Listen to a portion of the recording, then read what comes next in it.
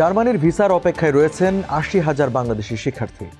২০২৪ ও ২০২৫ সালের চলতি মাসের মধ্যে এসব ভিসা আবেদন করেন তারা। ১২ মার্চ বুধবার নিজের এক্স হ্যান্ডেলে এক পোস্টে এই তথ্য জানিয়েছেন বাংলাদেশে নিযুক্ত জার্মান রাষ্ট্রদূত আকিম ট্রোস্টার। দর্শক, এসব নিয়ে এখনকার টিভিএস নিউজ আপডেটস, সাথে আছে আমি রঞ্জিত দেখার।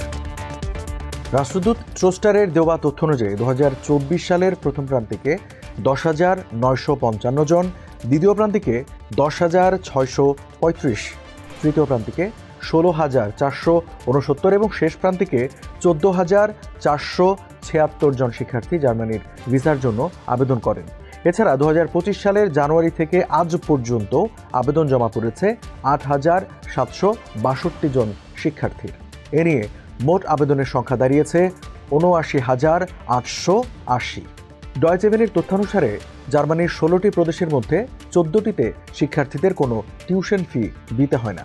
প্রতি ৬ মাস অন্তর ২০০ থেকে ৪০০ ইউরো সেমিস্টার ফি দিতে হয়, যার মধ্যে তাদের শিক্ষা প্রতিষ্ঠান যে রাজ্যে অবস্থিত সেখানকার সকল গণপরিবহনের ভাড়াও অন্তর্ভুক্ত থাকে। তথ্য প্রযুক্তি এবং প্রকৌশল বিদ্যার বিষয়গুলোর পাশাপাশি সামাজিক বিজ্ঞান, ব্যবসায় প্রশাসনের ছাত্রছাত্রীদের জন্যও রয়েছে পর্যাপ্ত গবেষণার সুযোগ।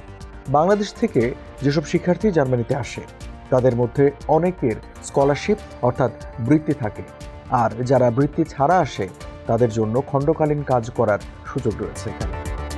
খণ্ডকালীন কাজের জন্য কিছু কিছু ক্ষেত্রে জার্মান ভাষা জানার প্রয়োজন থাকলেও ইংরেজি ভাষা জেনেই করার মতো পর্যাপ্ত কাজও রয়েছে জার্মানিতে। তবে জার্মান ভাষা জানা থাকলে প্রতিদিনের জীবনযাত্রা কিছুটা সহজ হয়। দর্শক, এই ছিল এখনকার টিভিএস নিউজ আপডেটস। আর সংবাদের বিশ্লেষণ জানতে টিভিএস এর সাথে থাকুন।